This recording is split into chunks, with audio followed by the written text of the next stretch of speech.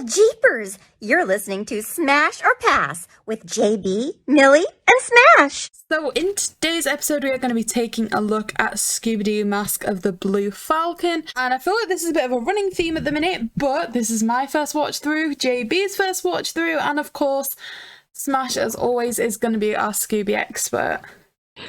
I got this. Okay, that sounds confident. I'm taking that as you've said this a few times. Yes. Yay, okay, great. Wow. That's what I want to hear. I'm excited. I now have reassurance. I like this one. Okay, so for those of you that I guess are like JayBee and I, or that just haven't seen it for a while, Scooby-Doo Mask of the Blue Falcon is very much they're following what Shaggy and Scooby want to do. They want to kind of meet their like childhood heroes and go and meet the original actor behind the Blue Falcon at like a Comic-Con event. And their things kind of start to spin a little bit out of control. It's announced that they've brought in a new actor to take over Blue Falcon, who's adding like a modern technological twist to the character and kind of changing things a lot there.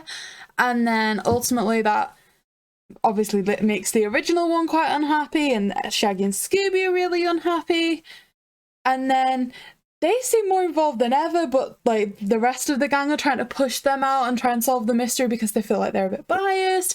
And I feel like there's a lot happens in this one, right, JayBee? An awful lot, to be honest, and it's not what I expected. Now, of course, I think Milly, we're about to dive into things a bit more. Now, in terms of first impressions, I was expecting this to be a bit like Scoob in that this is really my first contact with the character of Blue Falcon and Dynamite since Scoob. So I'm thinking it's almost going to be like a Batman crossover where they run into and solve a mystery of actual Blue Falcon. I didn't count on the fact that it was going to be like almost like breaking the fourth wall, like an actor who played Blue Falcon. That's the first thing that kind of threw me off, but in a good way, because it's not really what I was expecting. I mean, I'm agreeing with JayBee on that. Again, my only kind of knowledge of the Blue Falcon came from Scoob, so my expectations were very different. But Smash, you always follow Scooby-Doo all the way through, so I guess your understanding at the time is what it was kind of meant to be and what you're already meant to have seen. So what were your kind of expectations, hopes, and kind of thing? Yeah, I guess just history with the Blue Falcon as well, because maybe you know more about it than us, because I genuinely know nothing. Yeah, so let me break down Blue Falcon, because, you know, he is Blue Falcon and Dynamite, because they're a duo, are kind of an obscure character of Hanna-Barbera. It's like, if you knew about him, then you're like, oh yeah, cool, Blue Falcon and Dynamite. But if you don't, then you just don't.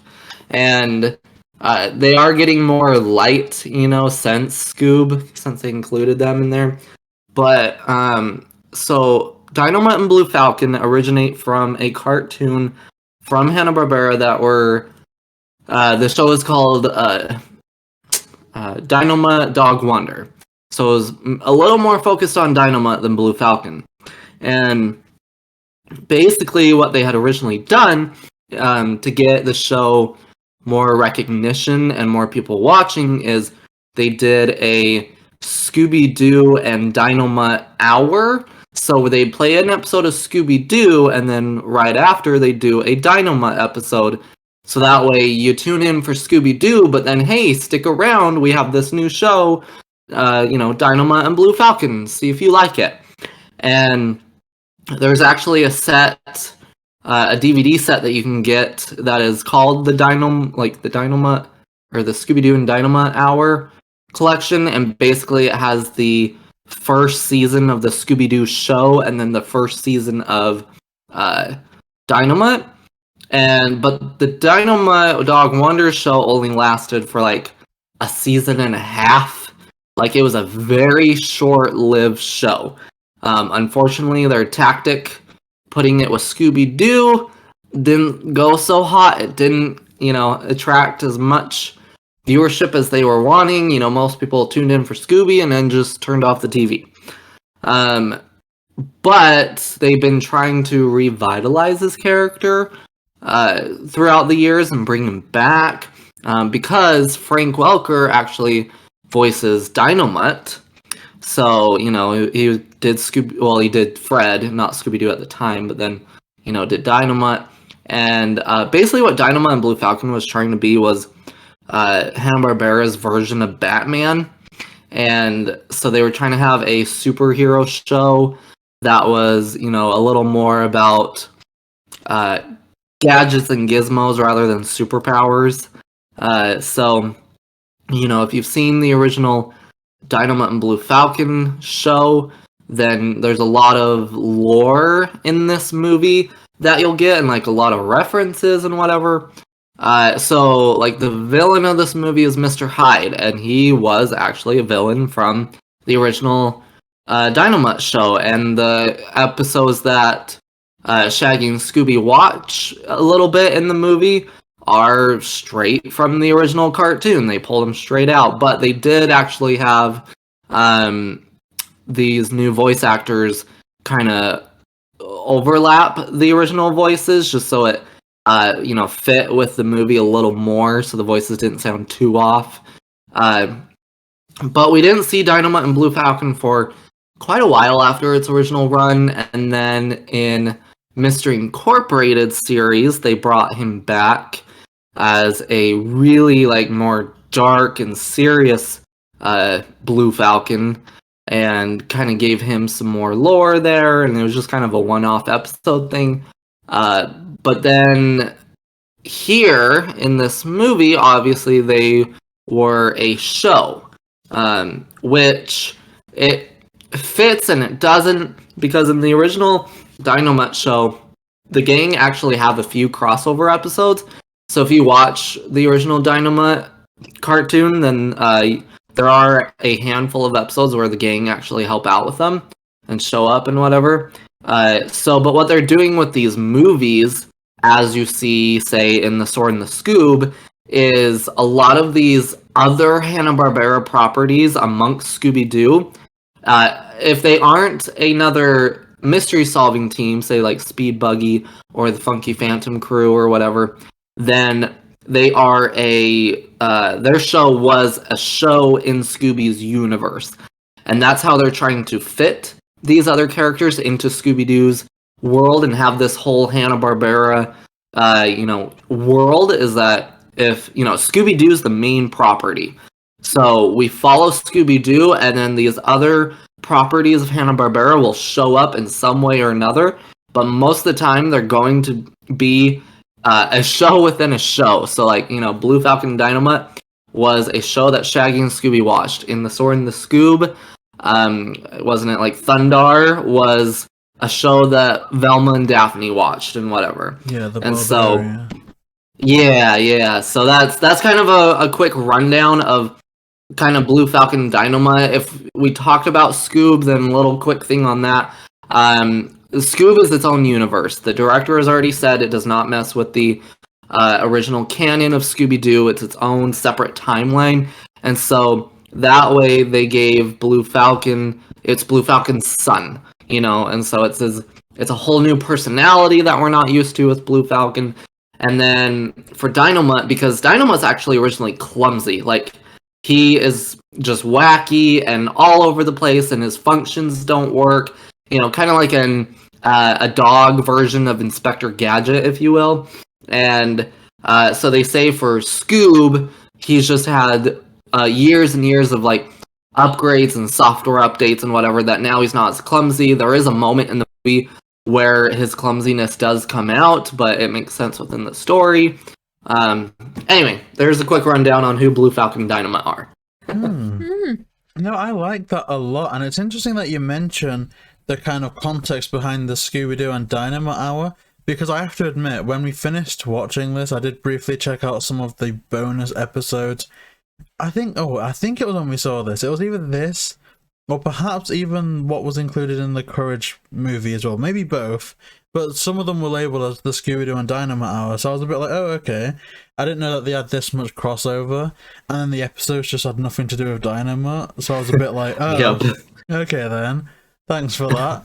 But I do like that context though, and in hindsight, you know, maybe they should have focused on crossovers as opposed to just back-to-backs, because it's kind of like saying, if you want a YouTuber to kind of blow up, if you want them to get more notoriety, then just include them as the next video that will be played on a playlist. And of course what happens there, if they don't know it, they'll just skip it. Whereas if it's a collab, they're more likely to stick along. But it's a shame, because I do feel like Blue Falcon in itself is quite a cool character, because I do really like superheroes. One thing that I really enjoyed with the crossovers, and also there's a part in the movie where this becomes quite apparent as well, it made me really miss watching, is it Wacky Races, where like Scooby Doo's on one team and then what am I thinking of, it's JayBee? Scooby's All-Stars Laugh Olympics. Yes, that's it. I used to love watching that when I was young.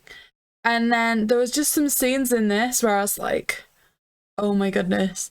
Like, there's one where people are dressed up as the Flintstones and stuff, and I was like, yes, this is just like that.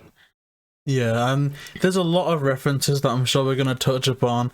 And I don't know, I really like the love that it had for the whole universe, this movie, and especially the Flintstones. Like the Flintstones and Scooby-Doo, both side to side in my childhood, were almost equal. I think Scooby was a bit more because there was more movies. Of course, there was the live action ones. I never really saw the live action Flintstones, but I just like the energy just going into this movie. No shock to you, JayBee, but the live action Flintstones was the only one I saw. Really? Like the only everything? I know that it had like a bit of a... I don't know if I should say this. I think the only part that I remember is Halle Berry was in the movie, and she does something a bit...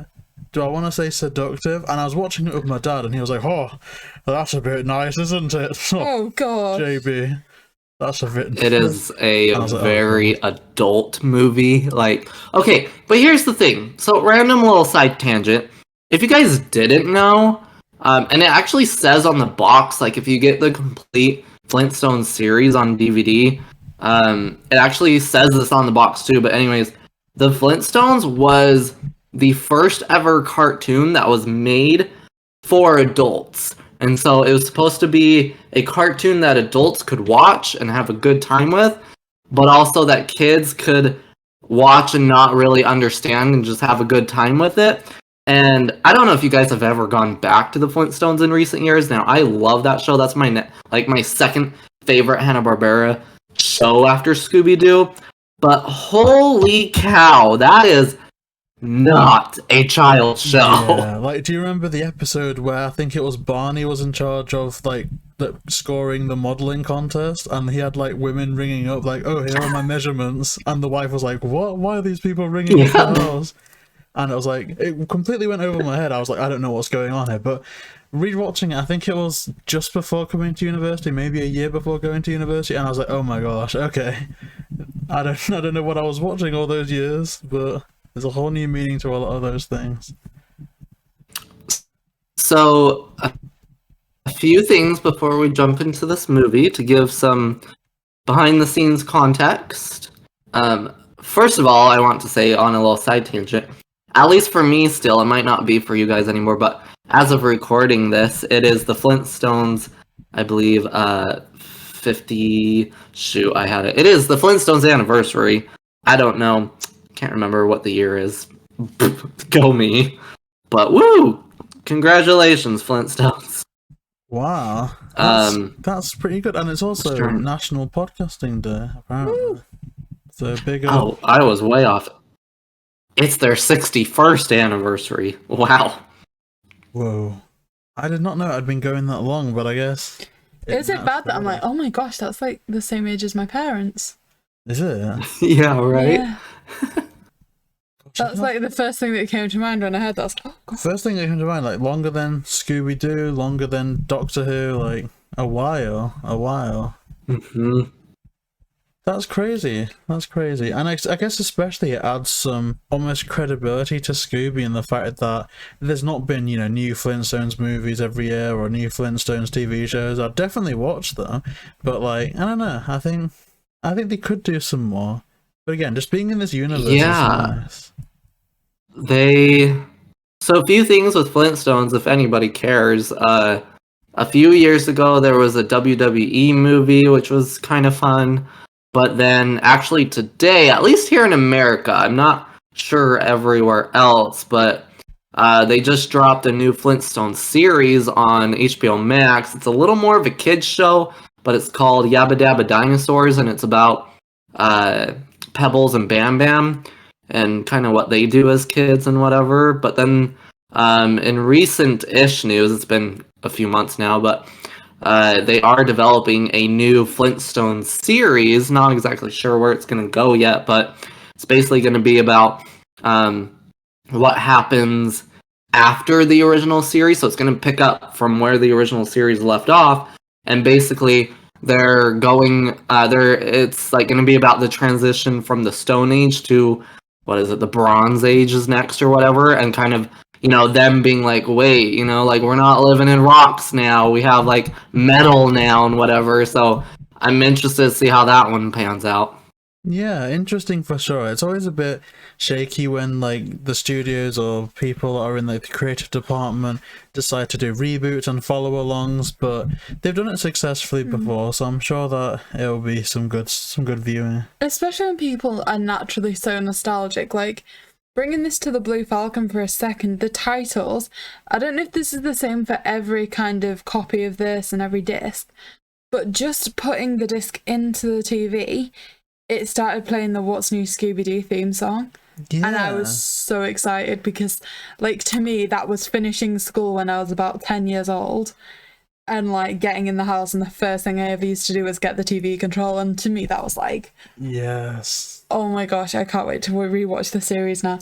Like, I was just so happy because, like you were saying with the Flintstones and everything, nostalgia always plays such a key factor in people's love for these things that to switch up the formula a lot can have a negative effect, which is kind of on theme for this movie. Yeah. Like we were saying, like, Shaggy and Scooby aren't happy when it's kind of rebooted and done differently. And a lot of, like, true original fans often feel the same way. Especially when the original voices and the original talent and team aren't really on board, and like we've seen that time and time again, like, and for different reasons as well. Like, even like movies that try to respect the kind of old cast, like when they tried to reboot the Ghostbusters, they brought back a lot of the original team, but in roles that weren't the characters. And I think many people didn't like the movie for other reasons, and, you know, we can talk about the quality of it at any point, but regardless of that, you know, even when you try and say, okay, these people were the originals, we're going to respect them by having them in here, it just doesn't go the way that people planned it to go. I mean, I'm going to throw this in now because we're kind of on the topic. This is something I said halfway through the movie. There's a scene where someone's a bit like, oh, you know, I didn't watch any of the originals and I just, you know, we're just doing this differently and all that kind of thing.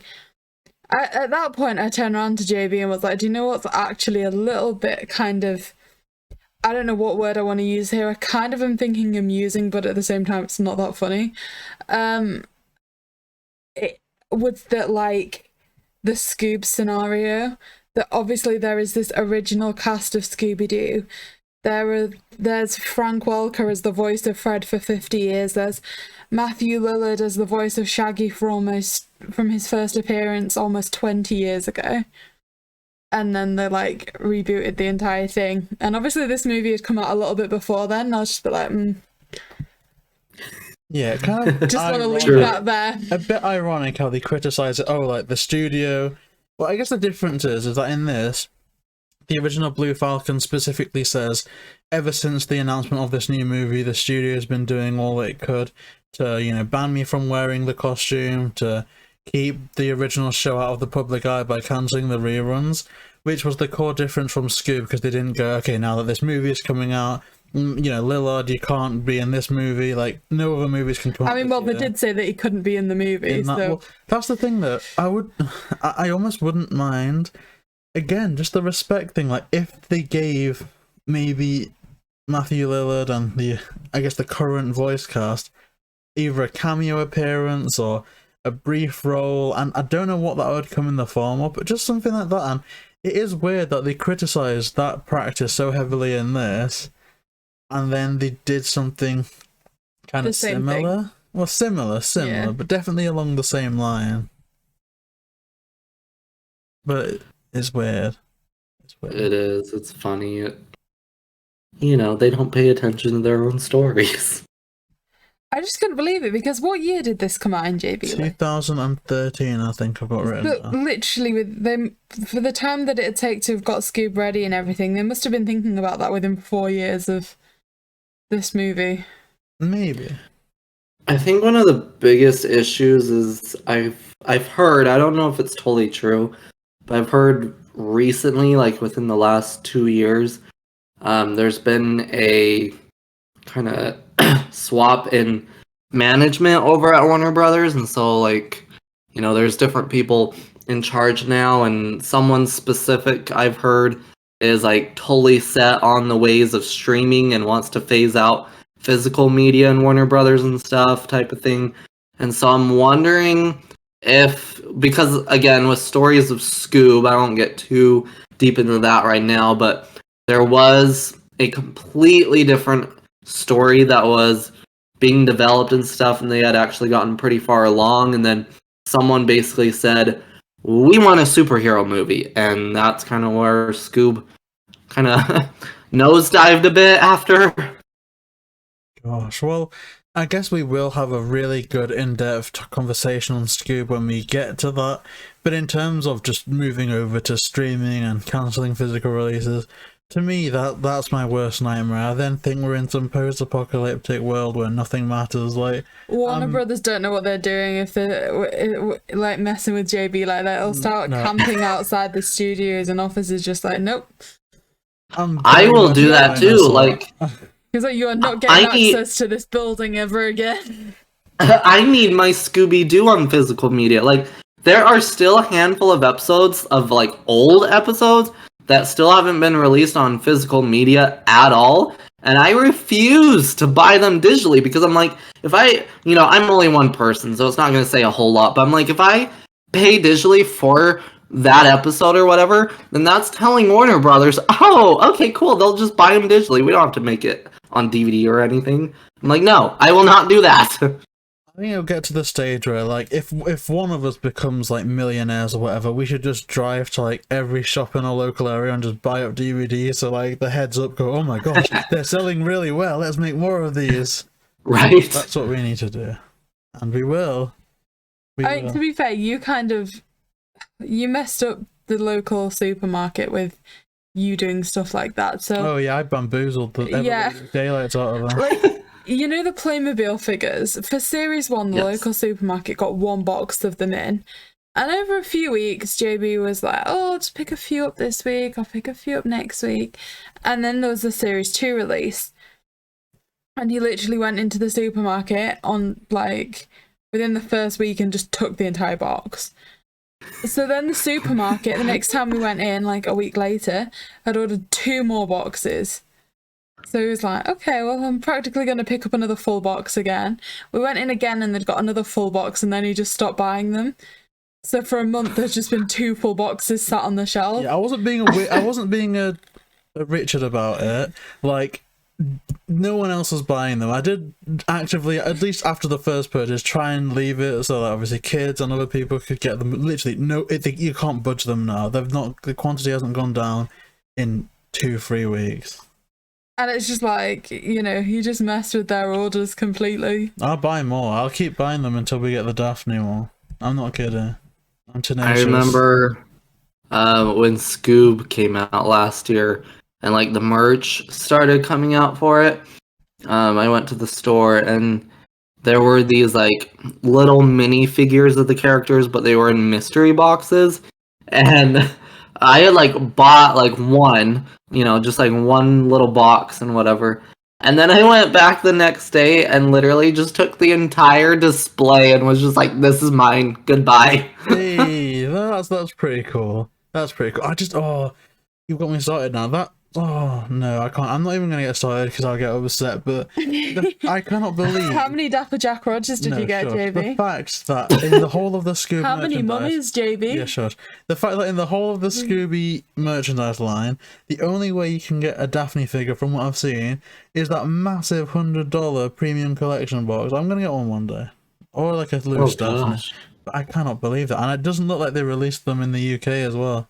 So $100 premium collection box case, plus delivery, plus import fees, plus taxes. Oh my god. Rude. They just need to release more Daphne stuff, I reckon. Speaking of Daphne, I guess let's get on with the start of the film now that we've got all the context out of the way. Hey. So, I have one Oh, kind of behind the scenes thing to get the movie started. okay, we'll love that. So, have either of you seen A Pup Named Scooby Doo? I've seen a few episodes, not like in order or the whole series. Just we've had like the 13 or 12 spooky like Tales DVDs, Yeah. the 50th collection, everything that's on there we've seen. Any other stuff, yeah, we're not really familiar. Do you guys know or have you heard of Commander Cool and Mellow Mutt from that series? No. Okay, so they were basically Shaggy and Scooby's like favorite comic book superheroes in that series. They dress up as them here and there throughout the series, whatever. Anyway, so yeah, Commander Cool and Mellow Mutt. They were a dynamic duo in A Pup Named Scooby Doo from a comic book series. Anyway, so this movie actually took a few years to make because originally it was going to be a movie about, I mean, more or less the same thing, going to a convention, but it was going to be Commander Cool and Mellow Mutt instead of Blue Falcon and Dynamite. And so there was a guy that wrote this whole story for the movie using Commander Cool and Mellow Mutt. But then the movie had to get shelved, which, if nobody knows what that means, basically, you have a whole script, you write it, and somebody, executive or whatever says, hey, we're going to focus on this different project, so put that one away for a moment. So they literally just put it on a shelf of like a to be continued, we'll get back to it type of thing. So they shelved it for like 2 years, and then they came back to it, and someone else kind of got their hands in it, which, some can see it as a good thing, some can see it as a bad thing. It's whatever you really want to take it as, but basically, the original writer of the script was like, oh, cool, my movie's next. But then again, someone else was like, hey, I'm gonna take a look at this. I'm gonna mess with this story. And basically he said, no, I don't want anything A Pup Named Scooby Doo. This is now a Hanna-Barbera movie. Blue Falcon, Dynamite, forget everything of Commander Cool and Mellow Mutt. And, the guy that originally wrote the script was ultimately disappointed, but he was kind of like, well, I still gotta do this if I want money and work. So the whole script, well, not really the whole script, but all the characters changed. And so, instead of other characters and stuff from A Pup Named Scooby Doo, they replaced with Hanna-Barbera characters, having the Flintstones, people dressed up as the Flintstones in the background and whatever, and having Blue Falcon and Dynamite be, the main focus of this movie, obviously the title. So then that also changed the villain, because the villain in this movie is a Blue Falcon and Dynamite villain from the original show, rather than a Commander Cool and Mellow Mutt villain that we had seen within the Pup Named series. So anyway, it's kind of an interesting behind the scenes story going into this movie. See, that's very, very interesting. And I don't know, obviously, like I said, I don't know too much about A Pup Named Scooby Doo, but I do know that it's been referenced infrequently throughout the properties. What I'm wondering is, do you think Blue Falcon was a lot more popular and well known than Commander Cool? The thing is since this came out pretty much right after Mr. Incorporated had ended, and they had done an episode dedicated to Blue Falcon and Dynamite, I feel like they were like, you know what?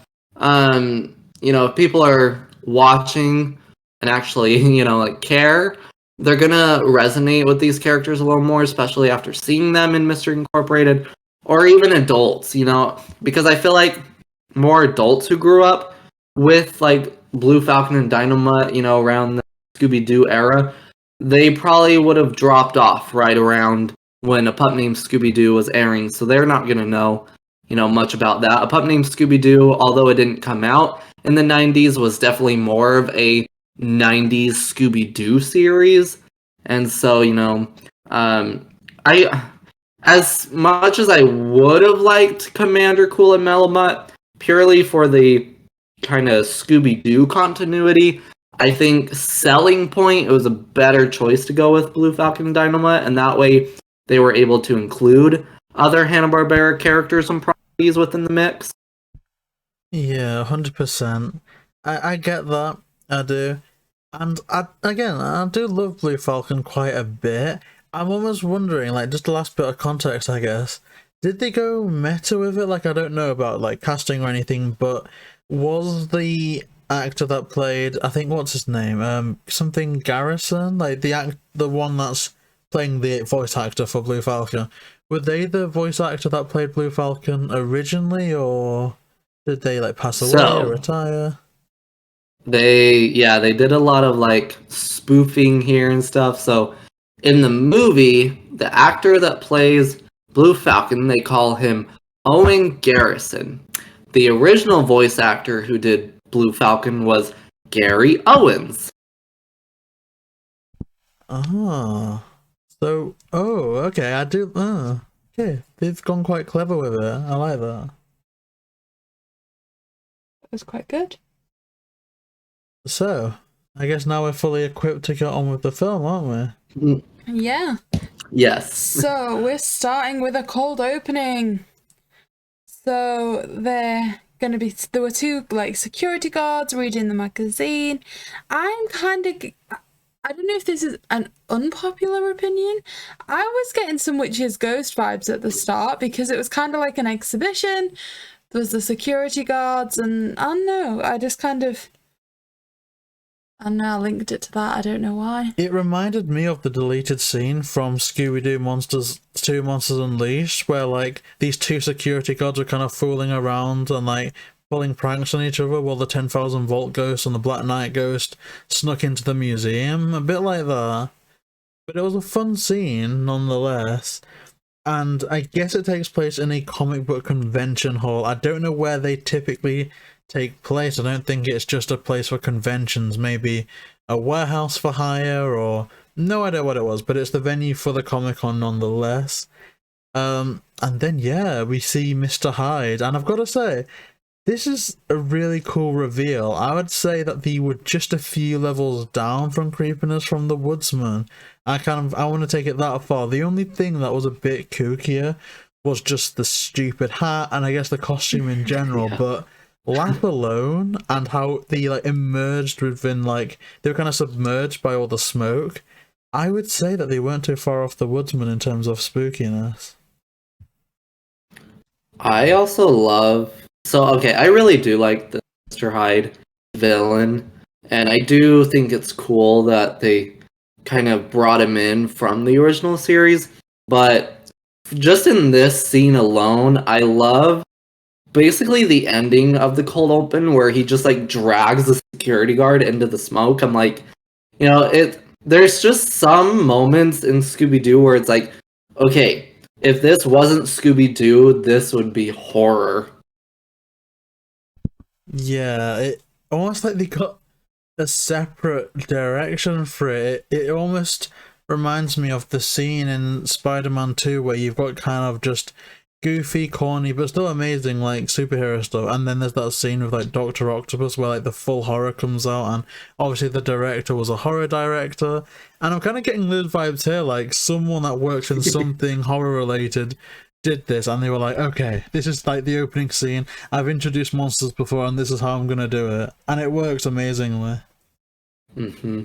I mean, obviously I don't want to skip till the end, but I think one of the scenes at the end when you have, like, that giant sized monster, it's like, oh, and, like, a little child running away from it, it's like, oh my gosh. Yeah. That's a lot, isn't it? Like, wow. They do step it up with certain movies, I think. There's like, I don't know, there's the movies where I'm a bit like, it's an okay villain, but this is another one where it's like, oh gosh, that's terrifying. Yeah.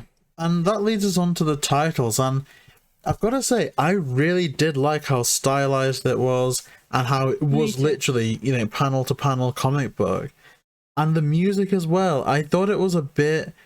I almost... I don't know. I missed the kind of vocal musics that we got with music of... Well, not Music of the Vampire, but Legend of the Phantasol, like all of them, and Big Top Scooby-Doo. But at the same time, it reminded me so much of like the score from The Incredibles that I think it set the tone for this movie perfectly. It did, and because of the art style that you're talking about, it transitioned into the movie really well as well, in that it just zoomed out and Shaggy and Scooby were reading a comic. Yeah. Yeah. Oh, wow. So that was a really nice transition. So yeah, it comes out, like we say, it transitions out. They're reading the comic book, and like kind of following on from that theme, Scooby's insisting on being called Dog Wonder instead of like having Scooby snacks as a motivation to go and be live bait. Now, this kind of dynamic was something that I was kind of, I don't want to say confused by, but like, okay, we've broken formula a little bit, because you know when there's normally a cold opening, you're like, okay, we've got the titles, it's going to be the Mystery Machine on a sunny road. That's the formula, we see that so much. And it goes from, okay, here's your cold opening, here's your villain, here's your titles, here's a completely different mystery. And I was like, okay, right, we've started off this one, let's just put that on pause for 1 second.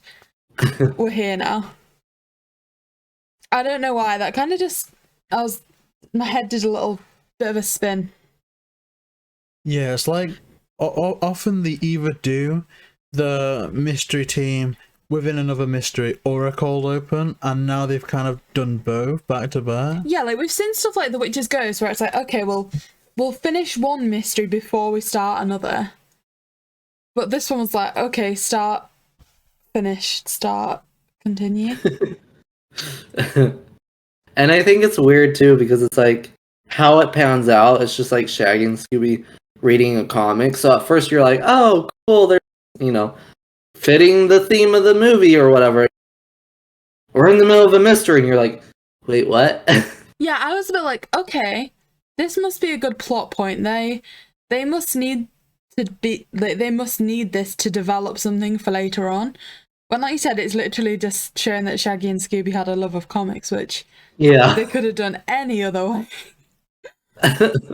I guess my question on that, and it's a bit of context, but it's also quite relevant, and maybe it's a bit of my cynical side. So as Smash said, this movie has been in production for a while, but I do know that there is a line and an ongoing series maybe of Scooby-Doo comics.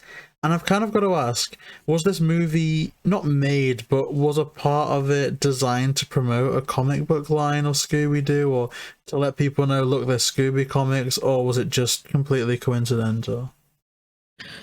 Yeah, so the Scooby comics are kind of a weird thing. I haven't necessarily actively read them, and there's like, I think 4 different ones right now. It's because like, there was an original Scooby-Doo Where Are You comic book series, which I think has kind of evolved into its own thing, but there's still like a dedicated Scooby-Doo Where Are You comic book series that's just very classic Scooby-Doo stories within a comic book form. And then they recently ended the Scooby-Doo Team Up comic book series, where they literally team up with like almost anyone. I mean, superheroes, there was other Hanna-Barbera characters, there was obscure, you know, random people and this and that, and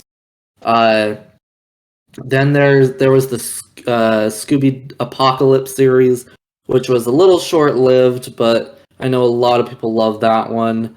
And then their newest one that they just started is a Scooby-Doo and Batman comic book. Now, here's my thing. I keep trying and trying to get myself into comic books. And they are just not a form of media that I like to read. Like, I mean, I'm not a huge reader in itself, but like every time I try to do a comic book, I'm like, I can't do it. And so I feel bad because like a lot of times when I do like my live streams or I talk in my videos, I'll say like, oh, I'd really like Scooby-Doo to team up with this person, like the Flintstones or something. And then I get a slew of comments of like, they did in the comics, blah, blah, blah, blah, blah, blah. And I'm like, guys, I don't care about the comics. I want a movie. Okay?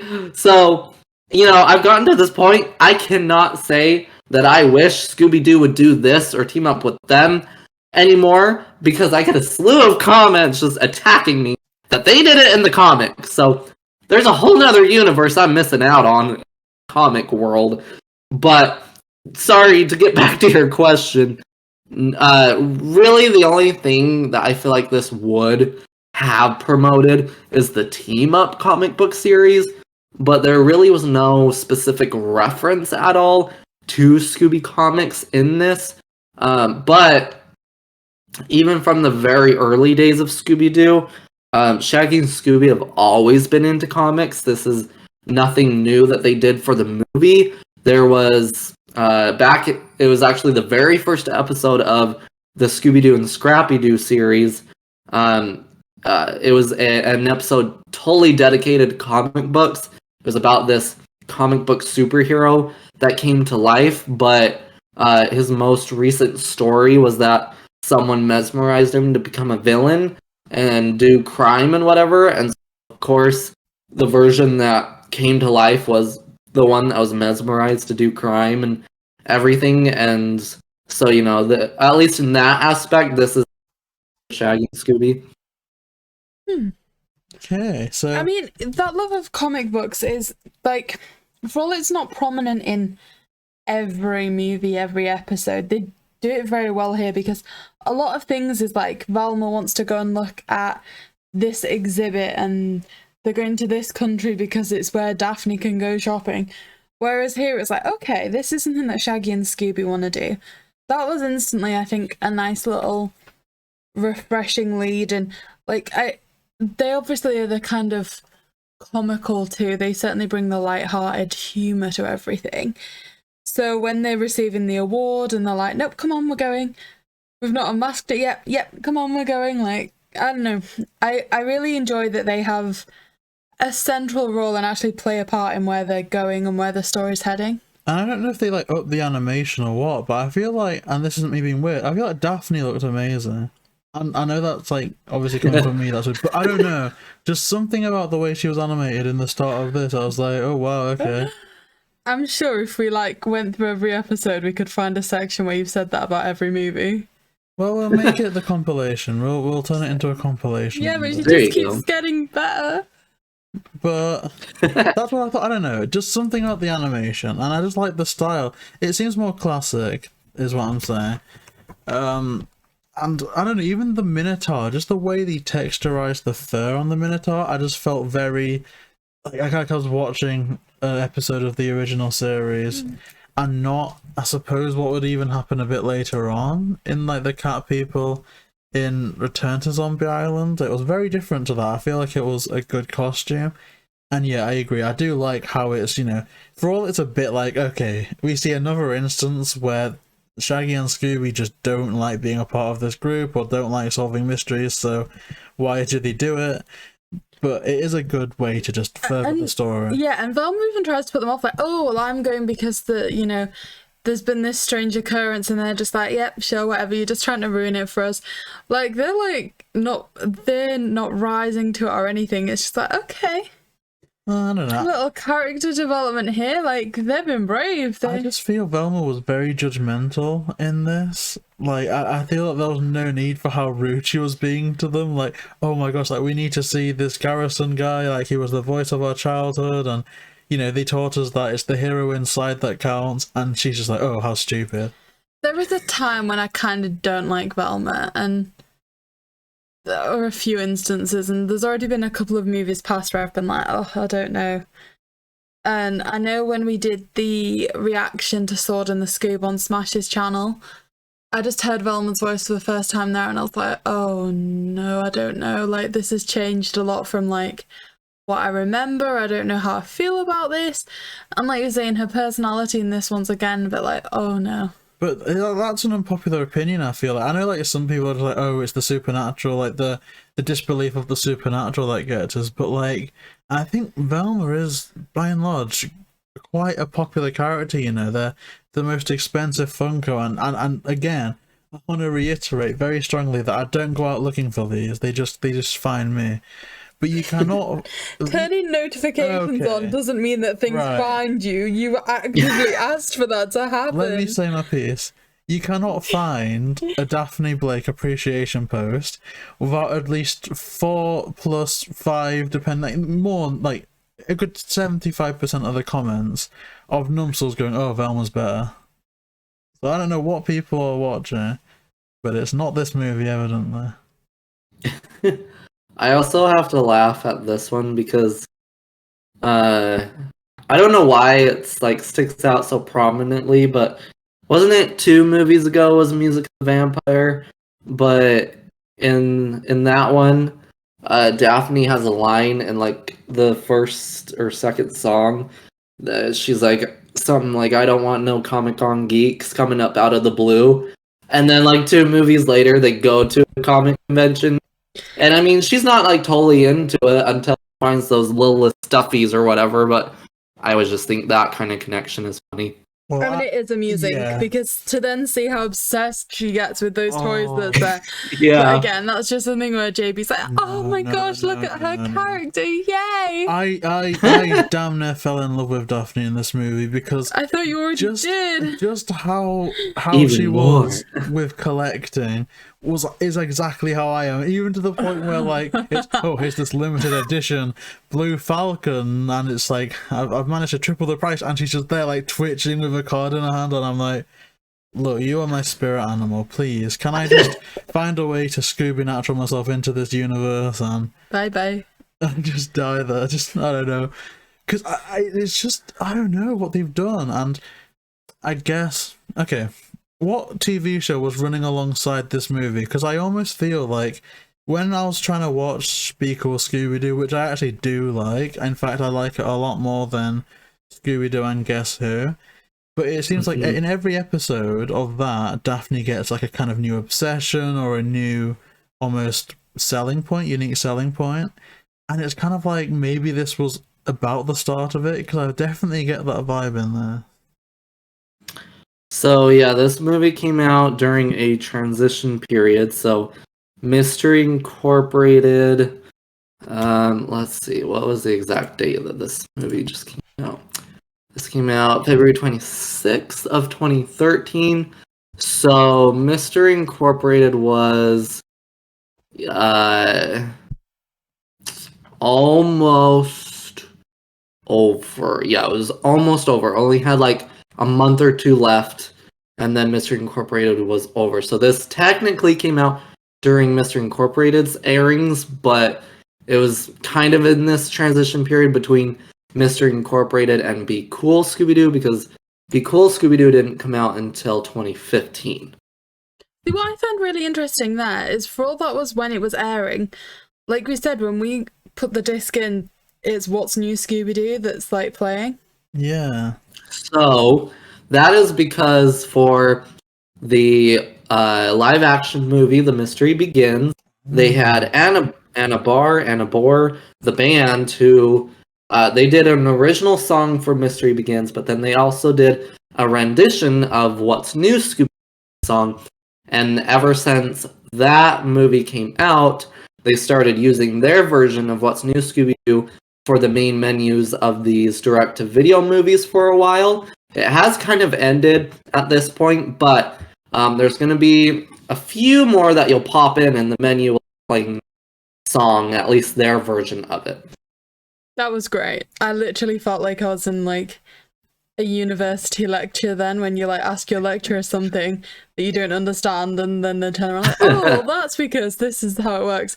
Like, as soon as you said that and you were like, that's because, I was like, yeah, he knows everything, it's fine. I'm a freak. It's fine. No. This is our special thing. This is how the dynamic works.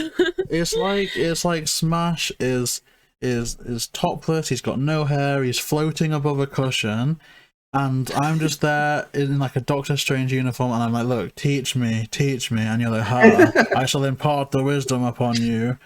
That's what it is. We're on top of a mountain right now, and we're learning. So he's like a god, and There's a waterfall. There's a waterfall. There's a waterfall by this mountain, and we're all learning so much. That's my Honestly, like, at this point, what Warner Brothers should do is give me a job and I will archive everything we do and either make a giant, I don't even know, I'll just make this huge book about Scooby-Doo's history and be like, okay, your wisdom, or my wisdom, can now be shared with the world. Yeah, come on, Warner Brothers. Why they should do that? And it's those. You need to improve your tags, JayBee. You need to bring this to Warner Brothers' attention. Well, it's those two. It's those two chaps from back in Looney Tunes Back in Action, isn't it? They're the people we need to email. You need to turn it up with the Right. tags this week. Make sure Smash is heard. I will do it, and literally by the time we're done, these episodes will be featured as bonus features in the re-release of the DVDs. Believe me. That would be fun. Someone tag Kate. Warner Brothers. What I want them to do at this point, because it feels like we're never going to get a handful of episodes, is do a huge, I don't even care if I have to go broke for this. I don't even care. A huge box set of all the series. Every episode from Scooby-Doo Where Are You to Guess Who right now, you know, would be. And then do another one of every movie and special. And, like, include every bonus feature you ever did with the movies, and then all the behind-the-scenes bonus features with the series. Like, I just want this humongous, like, ultimate Scooby-Doo box set. I know it's never going to happen, and I know if they ever, for whatever reason, did, it would cost you your life, but I want it. And also, can we, like, throw in some new CD soundtracks in with it? Like, give me the music, movies and shows. Give me a freaking Hex Girls album, please. Yeah. That is so overdue. They need to just put the Hex Girls on tour or something at this point. And I agree, like, or I think they need to reissue the series at this point. Because Did you guys see what they released? Ooh. I want it. I think I saw that they released some Hex Girls stuff. Like, I think there's a backpack and whatever. There's this very specific, it's kind of like a light sweater shirt type thing, but I want it because it has the Hex Scrolls on the front, and then on the back it has a list of every song they've ever done, and I want it. Yes. See, I didn't think the Hex Girls have ever had enough appreciation, but Nikki Blake's doing the Scooby Museum, where you can like see everyone's merch that they've collected and what's been released. I'm addicted. And there's been some really good Hex Girl things on there that I was like, what? Where did you get Right? this? Like, how? Where? Why when I'm searching on the internet now, aren't they anywhere to be found? It's these Americans, innit? They're living the high life with you don't need to pay your import fees or your triple taxations. You can just swim in your Hex Girls merchandise or wear hair in tears. That's what it is. It's a conspiracy. I know it. Believe me, I'm not happy. But it... Oh, just the Hex Girl stuff is amazing. And I do actually have some Hex Girls related news that I guess I can save till the end. But stick around for that. But in terms of... What were we even talking about? I don't know. We're now up to them arriving at the Comic-Con, and we start to see everyone in their different outfits. And that's the point where I turned around to you and was like, I really want to watch the Laugh Olympics. Oh, yes, because we have references, and I've written a few down. I think there's a massive Hong Kong Phooey poster, and there's also, of course, people cosplaying Freddie Flintstone and everything like that. And there's various posters throughout, like direct, like there's such direct references at some point where one of them just walks in with like a car outfit on. Oh yeah, yeah, like the June Speed Buggy. And I was literally like, yes, that's the exact one. I need this. They do all of them. It's mad how much they've done. Even I think there's a Captain Caveman in there as well. It was amazing. Yeah. And then we kind of see some more of that development of Velma's character that JayBee was saying was kind of like, eh. She said Shaggy says that it was blowing his mind being there, and she was like, huh, what's left of it? And it's, ugh. But although her and Daphne's friendship seems to have taken a weird level up, because when Daphne's wanting to go shopping and Velma's like, oh, yeah, I'll come with you, it's like, oh, does Daphne call Velma Vel, or is it Velma that calls Daphne Daff or something? And it's like, oh, well, you two got a bit friendshipy, like, when did this happen? This is weird. But now that Smash has said that it's during the time of the Mystery Incorporated era, I think it makes a bit more sense, because Velma was quite mean in that series, I want to say. Like, not bad-spirited at all, but definitely a bit more on the side. Like, literally in like the first season of that, or maybe second season, she was literally going around telling, like, saying Shaggy, oh, you talk like a moron, you need to talk like this, like, you need to dress like this, and yet like, Velma's choose me or the still dog. preferred. So... Oh, just don't even. And then, I mean, I know we're not onto like a Mystery Incorporated review here, but like, they even replace her for so long with hot dog water. No, like, you know, screw that. Yeah. Look, here's the thing. People can prefer what they want to prefer. Obviously, you know, Daphne's my bae, like, they're the one that's my favourite in Mystery That right Incorporated. here. Hang on. Okay, and I like that. Some people love Velma. Some people, especially the Linda Cardellini iteration, which I absolutely adore. Like, all of the gang members in that movie are amazing. I don't mind, okay? But I just feel like you can prefer something, or something can be your favourite, you can be a fan of something, but without constantly needing to say, oh, but this one's better than that one. And that's my only thing. I don't mind people that adore Velma, and Velma's their favourite character, obviously. And again, Daphne people are great, Fred people are great, whatever is your preference, that's awesome. But I just don't see Shaggy appreciation post filled with comments like, oh, Fred's better, or Fred appreciation post saying, you know, Shaggy's better. It always has to be, whenever there's something Daphne related or whatever, there's always some people going, well, I prefer Velma, Velma's better. Great. But find a Velma appreciation post then. Retweet that. Put your orange hearts over that. Do your little subtweets and your retweets and get all giddy and excited. Just, I don't know. I just don't think there's a reason. I don't think there's a reason for that. And that's my piece. That's my TED Talk. Mic drop. Good job. We love Thank it. you. Round of applause. Hey! Okay, so I guess it's time to meet some more like side characters. So initially I called them the Crazy Blue Falcon. It's the original. Oh, yeah, so what's that? Okay, so they're the person. And there's also, is it Brad Adams, who's the new Blue Falcon? They're kind of doing a little presentation. Yeah. Oh, and also there's that guy, I don't know his name, but he runs a stall, and he has well, I thought it was the son at first, but apparently it's the nephew. And I'm like, Yes. Is that Ben 10? Does anyone know if that's Ben 10? Because throughout this movie, I was like, you know, that voice The sounds voice familiar. of it? Yeah. Of the nephew or the nephew. owner? Okay. Let's see, what was the nephew's name? Austin. Is it Austin? I think so, because it's Hank's nephew. The shop owner's called Hank. Okay, so Austin was played by Tara Strong.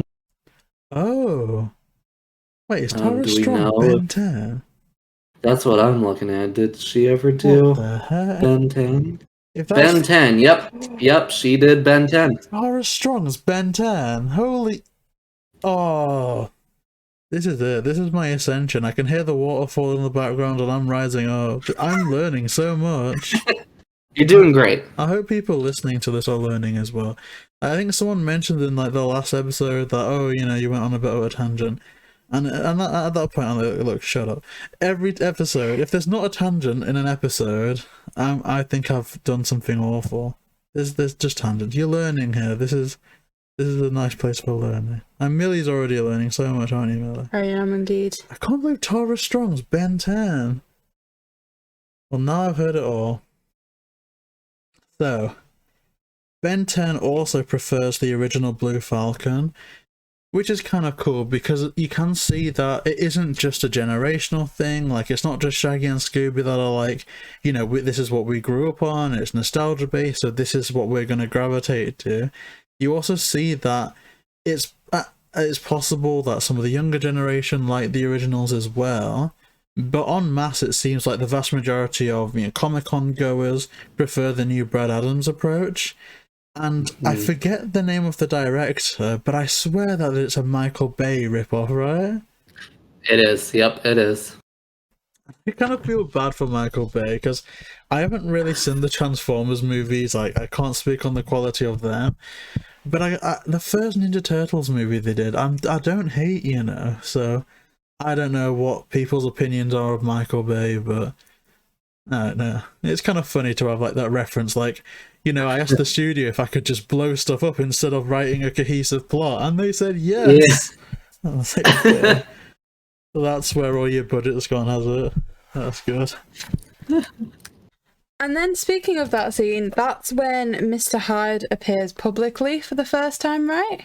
Yeah, he appeared. Well, and the bats attack too. Yeah, so they show the Brad Adams trailer, and in the middle of that, it kind of phases out like he's hacked the system, and then Mr. Hyde shows up. And the bats is another interesting thing. Is the bats part of? I assume it's. Okay, another question. The movies that it says that these attacks are based on, or like the issues, are they direct links to the original Blue Falcon show, or are they just their own? For the most part, yes. The biggest thing is they state that at least in this movie, that like Mr. Hyde was Blue Falcon's arch nemesis and everything, when in reality Mr. Hyde maybe 2 or 3 episodes. So he's not as big as this movie makes him out to be, but most of the stories that they pulled out were from the original series. Isn't there already a Mr. Hyde in the Scooby universe? I swear that they appeared in like the original show. Yes. That's a bit well, not confusing, I guess. Like, Mr. Hyde is just a renowned, I guess, figure from books that villains can find inspiration from, so yeah, that makes sense. Okay, so and then they that character does a lot of damage very quickly though, don't they? Yeah, like they wreck through the whole Comic-Con with those bats. It's a bit unnerving because bats are just. I was never scared of them until like one landed on me, and now I just don't like them very much. Yeah, I'm apologizing now for taking you through that bat cave. No, it wasn't good. So yeah, the bats attack. It ruins the new booth where they were going to show the movie, and so like they're like evacuating the entire building, and then the mayor arrives, which they're just like, oh, it's fine, like we're not missing out on this. Just get them to sort it. And JayBee put a funny note for this, I think. Well, no, it just shocked me that the mayor looked the way they did. It was almost nice because I always associated, classic cartoon mayors or just mayors in fiction or whatever, as the witch's ghost one. Like a big fat white guy with a mustache or something and a pocket watch or a monocle. But instead we get a very, very handsome black man. And it's like, okay, I like this. I'm all one for representation, and having a very slick, handsome mayor is a good change from the typical, as mayor of this place, I say this and I decree that. And he was just in the scene like, hey, I believe in young heroes. Hey, Scooby Doo. And it's just, okay, I like this guy. And he like appoints Mr. Ink, but okay, fine, they can sort it. Like, let them get on with it.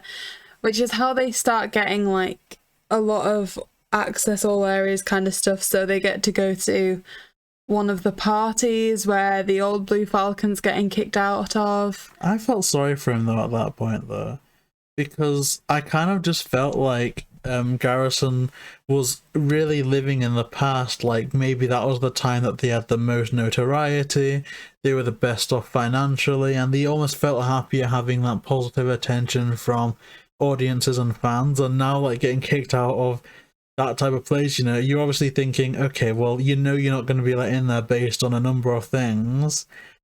but like I couldn't help but feel sorry for him at this point. And I don't know, what's everyone's opinion on Garrison at this stage? I guess we'll start with Smash.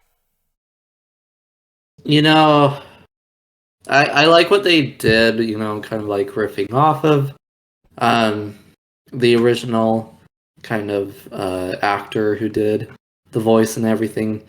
It does a little bit bother me that they made him kind of the crazy old actor who's out of work type of thing now, because I'm like I went and met Frank a few weeks ago now, and you know, I mean, he's getting there in age, unfortunately, but like, you know, meeting him, he was like, oh my gosh, like I still love to do what I do, and you know, like there was, you know, I don't know, I mean, I get where they were coming from, like, and it fit the story, but in a way, it's like, just for me, I felt like if you're, you know, if no one knew about Blue Falcon and then went and did their research and were like, oh, this dude's based on the actual voice actor of Blue Falcon, they're gonna think that that's how he was once he got to this point, and I don't know, it made me feel a little bad.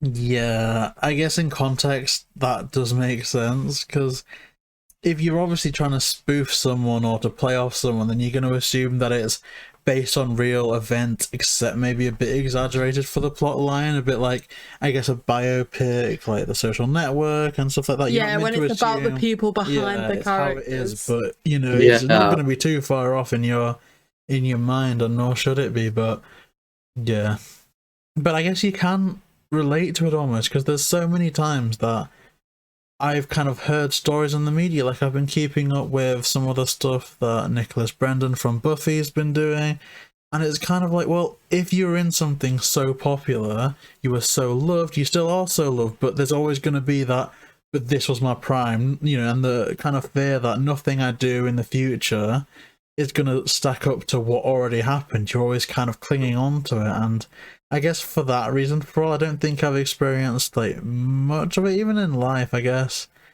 You know, there's been happier times, but at the same time, in the future, I know that things are going to be awesome. If you did have the belief that things were only going to get worse, you kind of feel bad, but 100% it is just awkward how, you know, it does portray the original Blue Falcon actor to be this way, and I don't really know the context about them, but I assume they weren't like that. I mean, you're asking for like our opinions at this point. Now, at this point, I was 100% flat out sure they weren't Mr. Hyde at all. To me, that wasn't possible. Yeah. Like, I called this, like, quite often in Scooby Doo, I don't have a clue who it is. Like, they often do an unmasking, and I'm like, who was that? I'm sorry.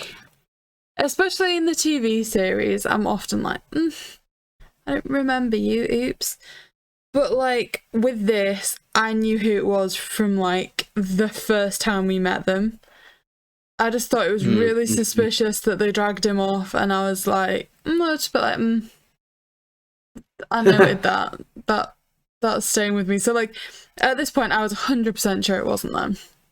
I just wasn't sure. I wasn't really thinking, to be honest. I was just kind of enjoying what I was seeing. I was happy watching the movie, you know.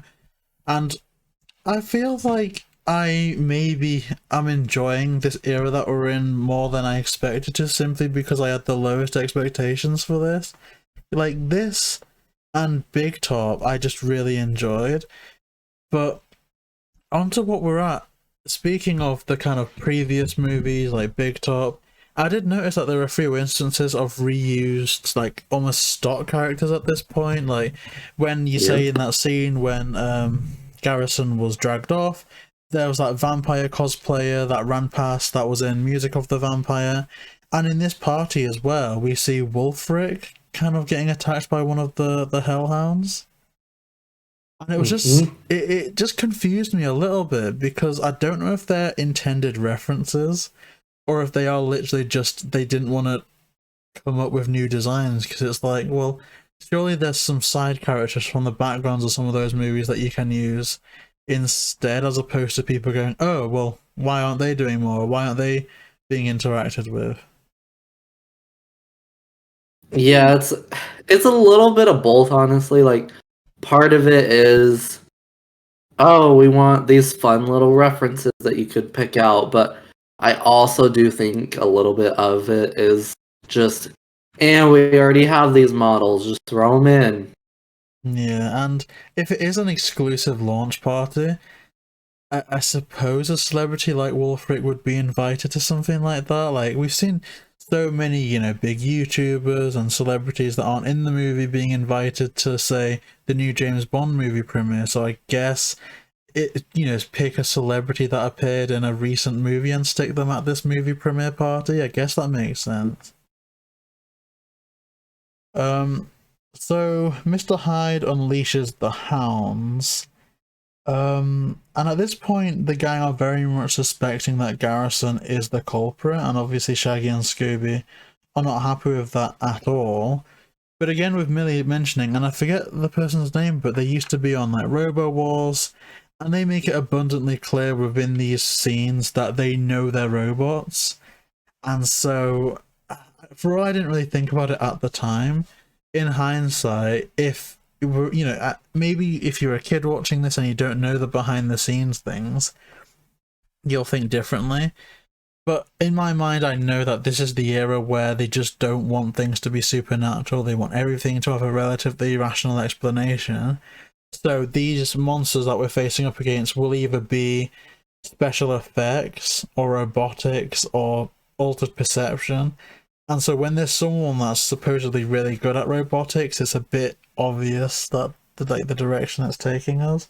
Whereas if there was, I feel like it almost suffers the series in general, just knowing that there's a long streak of things that aren't supernatural, because if nothing has a chance of being supernatural, then by that logic, the person that is in your movie that is said to have a PhD from this place or is an expert on this, they're going to be the obvious choice. Mm-hmm. Whereas it'd be nice to have like a movie that would be supernatural, but there's like a master robotics person that's just there like, oh yeah, it wasn't me. Yeah. So at about this time, we have them going into the kind of security room, and they get all access passes at this point, right? Yeah, I guess I don't think I'm fully that far ahead. I think the last note that I'd got was, you know, when they're at the party and they were like, oh, I didn't watch that or anything. That's when I was like, oh yeah, okay, that's where I kind of was getting the Scoob vibes, because he was like, oh, you know, I mean, at least the cast of Scoob were probably more gracious, like, oh, you know, I was a big fan growing up and stuff, and it's like, yeah, fine. Of course you are, but you're still not Frank Welker. That's my opinion anyway. I'm thinking, who was gracious about it? I think quite a few of them were, to be fair. Like, not necessarily, I don't know if they reached out to like the original cast after hearing things, but I know that none of them were like outright, oh yeah, like I'm just gonna like disrespect this. I think Amanda Seyfried might have said something about Daphne being a bit flat in the original series, but then I feel like everyone kind of says that because they're bringing new life into it, and to an extent Daphne is the character that's changed the most, but yeah, I don't think any of them were that arrogant about it. And then my next note from there again before the passes is they meet Jeff Rabel, who used to do the robots. And again, like I said, I suspected them from when they were dragging the original Falcon out, and then here when it's like, oh yeah, I used to build robots. So much in Scooby-Doo comes down to robots. In like the Aloha Scooby-Doo, the Mini-Tikis are robots. So when there was the multiple bats, I was like, yep, they got to have been robots too. See, I didn't even consider the bats being robots. I thought the hounds maybe, but I was legit just thinking that this guy had just found a load of bats to release, because it's kind of like, would the, I don't know, it's just the kind of miniatures that I kind of unnerved me. I just assume that at this point everything's going to be robotic in Scooby, so where's the people behind it? Well, in context, a big robotic dog can scare the living daylights out of someone. But could you imagine a load of like metallic flying things flying in a busy room, people are going to get concussions, they're going to get knocked out by that. Like, the wings would be hard. Like, if it was like an R-rated like piece of medium, I feel like the bats would be gorier than even the wolves to an extent. Like, I'm not liking that visual at all. And then I get up to where you were, which is Velma finds these access all area passes to try and get rid of Shaggy and Scooby. And I'm a bit like, I feel like this is the hardest they've tried. So like, I'm a bit like, oh. But you know what I really love about And this as well, section? like, she was just on the wrong path. Everyone knows she's on the wrong path with this. But this is what I loved.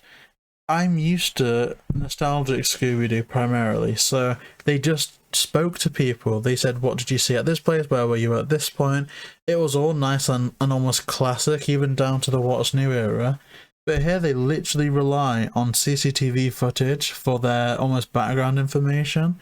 Like, it's like proper detective work, they're using technology, and I'm a bit like, okay, this is a bit of a newer take, and I like it. But it's Shaggy and Scooby that gets all that evidence with their new little drone thing. Well, perhaps The that's... spy cam. See, that's what they could have played upon a bit more then. Like, they've got this running theme of new Blue Falcon and old Blue Falcon. It would have been interesting to see a scenario where Shaggy, Fred, Daphne and Velma rely on this CCTV footage as like the kind of new way of crime solving and like detectiving, and Shaggy and Scooby were the ones going about actually talking to people. And that would have fit with the theming of this movie quite a lot. Yeah, that would have been good. That would have fit things well. But yeah, still, I'm just not a fan that Velma's like sending them away. But I guess it needed to I'm not a Velma fan in this movie. Well, I suppose it needed to happen for them But to they cross were everything off. wrong. They were wrong, but I guess you don't know you're wrong unless you... Look, find you out. tell me I'm always wrong, and I knew from within 15 minutes of this movie that she was wrong.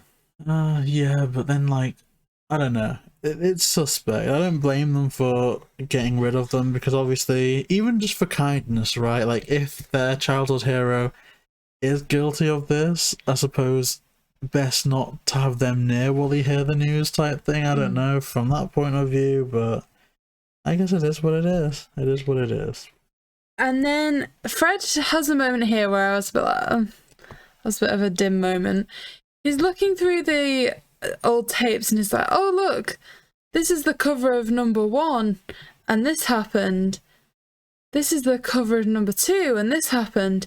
Hey you, what happens in cover #3?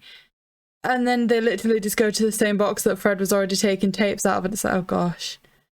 You could have literally just done that. That was the next thing in the box. What was that about? I suspected at this point that Ben 10 might be the culprit, purely for the fact that if all these attacks were being correlated with episodes of the original show, then Shaggy and Scooby would have figured that out naturally a while ago. Whereas the fact that this Ben 10 character is saying, no, this is what happened and it's happening in this order, and Shaggy and Scooby haven't said that, and they're the ones that aren't there in this scene, that there was going to be a reveal like, oh, well, that wasn't the case, because in this episode, this really happens. But, I don't know, I just feel like Shaggy and Scooby would have figured that out, especially because they said that Mr. Hyde was the monster that made them fear monsters, so they were clearly big fans, obviously, of the show, so you'd think that instantly they'd be like, oh yeah, it's like this. You know what I mean? You'd think so.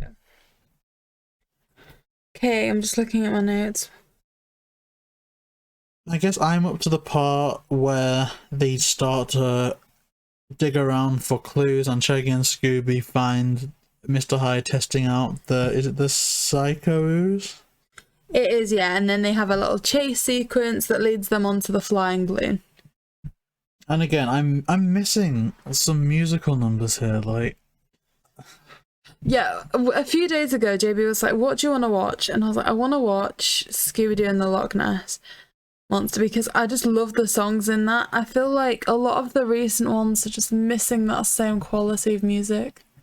But not only that, it seems like with these modern eras, they've done ways to have, I guess, chases that are a bit more serious, like, without the musical numbers, but they've had sections that were musical, like in Abracadabra, them watching the magic shows and learning magic was the musical number.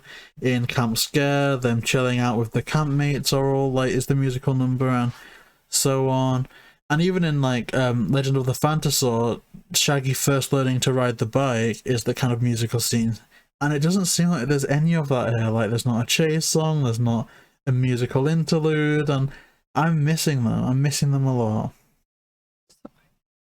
Yeah, it's good. I will say, let me pull up the list. So, it might be a hot minute, but I will say that they really do go back and get those musical kind of interludes back. Again, it might be a hot minute, but I will say in like the next kind of few movies, the opening songs are bangers. Oh, see, that's what Besides I the always look mystery forward map. to. Oh, mystery map. Oh gosh. Besides the mystery map, sorry. After that one, we get into some great opening title songs. It just seems like there's such a contrast in like the modern movies, because the one thing I was waiting for in Sword on the Scoob was one bit of music, and apart from at the start, there's like none of it, and they reused the opening titles for some type of chase thing later. But then you get to the next movie, the Courage movie, and there's like 2 or 3 songs from that I absolutely adore, so I guess they'll always be around, and there's not going to be a huge wait for the next installment, but in this one I'm definitely feeling the loss of the music. So we now have so Shaggy and Scooby get slimed and they're embarrassed on TV, and it's on like their equivalent of YouTube, so it's a bit of what we saw in Scooby-Doo 2 of Shaggy and Scooby kind of embarrassing the gang, although the gang aren't really bothered about it in this. They kind of just take it as what it is. But it definitely knocks Shaggy and Scooby's confidence, especially after the mayor fires them. But now we get onto a scene where we have Mr. Rabble calling Daphne to tell her that Garrison is missing. Is that correct?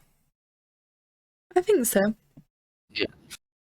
So I don't know how Mr. Rabble has Daphne's phone number, but certainly he's got the moves. Oh, but okay. This is one of my favorite parts in the movie, and I literally freaked out when it happened. But because like Shaggy and Scooby's confidence are all like messed up, like, oh, I can't believe it. Scooby literally recreates the Spider-Man No More scene. I think it's a comic book reference, but I don't know. I just equated it to Spider-Man 2 when Spider-Man just quits being Spider-Man and he throws his costume in the bin, and the last shot you see from that is him walking away and the suit's kind of just dangling out of the bin. Such an iconic scene, and Scooby recreates it, and I was so much like, you know that meme where it's just Leonardo DiCaprio pointing at a TV saying, look, they're doing the thing?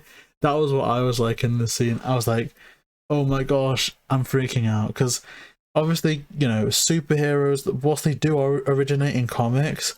I think almost what a lot of people equate them to now is the huge era of the Marvel Cinematic Universe, the old Marvel movies, and so to have a superhero movie reference in this was just amazing. Again, I do think the Spider-Man No More scene originates from the comics, and they called back to that in the movie, but it was the movie that I was the most familiar with it in, so I was happy, and that was my thing, so I love that you caught on to that, because yeah, it was a direct reference of that.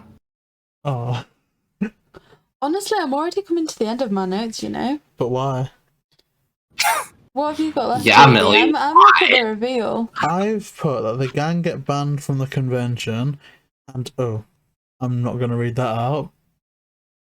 Daphne. So they sneak in, using cosplay, and it's interesting. Does anyone have any thoughts about everyone's cosplay? Oh, God. I don't have any thoughts. Now I know where your mind's gone to. No, Thank my you mind for hasn't gone that. anywhere. These are the notes. My mind has gone nowhere. These are the notes, Millie, not the mind. This is just this is nothing. This is what I've written, and it's yeah. So what do you think of the cosplay, Millie? Do you like it? Do you hate it? It's always interesting to see them in different outfits and to see what things they'd imitate and who they'd want to be. But at the same time, I don't think it served. It was just to get them in, wasn't it? It could have been anything, really. You know, okay, fine. Let's bring it back to sensibleness now. Smash, is the gang's cosplay a reference to other Hanna-Barbera characters, or is it just random? I'm trying to remember what they even are. I gotta look them up and. You'd think I'd remember them. Fred's giving me a bit of that barbarian from the start of Sword and the Scoob vibe. Daphne is dressed very nicely, and I forget what Velma is. Velma was the weird ape thing. Wait, was she Magilla Gorilla? No, not necessarily. It's an animal. I know. Well, okay. Fred's was probably either like a Thundar the Barbarian. Oh yes. So okay, there they are. So Fred is definitely Thundar the Barbarian, and Daphne is some girl, I can't think of the name right now, from that same show.